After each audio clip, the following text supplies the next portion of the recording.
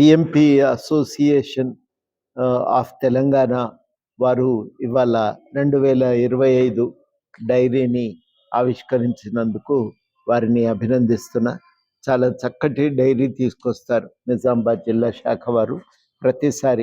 ప్రతిసారి మాదిరిగానే ఈసారి కూడా అందమైన డైరీని ఆవిష్కరించి సంఘం యొక్క గుర్తింపును, అస్తిత్వాన్ని, దాన్ని కాపాడుకోవటానికి చేస్తున్న ప్రయత్నాన్ని తప్పకుండా అభినందిస్తూ వారికి శుభాకాంక్షలు. ఈ సందర్భంగా ఒక మాట చెప్పుకోవాలి. ఆర్ఎంపీలు, పిఎంపీలు ఇవాళ మన తెలంగాణలోనే రాష్ట్రంలో ప్రత్యేకించి గ్రామ స్థాయిలో ప్రజలకు కావలసిన ప్రాథమిక వైద్యం అందిస్తుంటారు.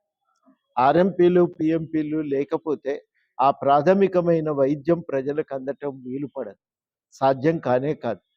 కాబట్టి ఈ పరిస్థితుల్లో ఆ వ్యవస్థ అనేది మన రాష్ట్రంలో ఉన్న స్థూల ఒక మెడికల్ యంత్రాంగంలో ఒక భాగంగా దాన్ని చూడవలసిన అవసరం ఉంది.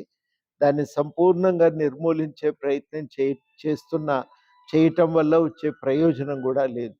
అందుకని మేము చేసే సూచన ఏంటంటే, ప్రాథమిక వైద్యం చేస్తున్న వారికి ట్రైనింగ్ ఇచ్చి, సర్టిఫికెట్ ఇచ్చి, అది వారిని ఈ కమ్యూనిటీ పారామెడిక్స్గా గుర్తించగలిగితే అప్పుడు కొంత ప్రభుత్వానికి కూడా నియంత్రణ ఉంటుంది.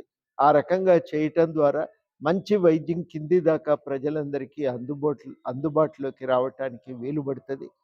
ఆ ప్రాక్టీస్ చేసేటువంటి వైద్యులు తమ సమస్యల గురించి మాట్లాడుకోవటానికి ఫిబ్రవరి 18 సమావేశం పెట్టారు.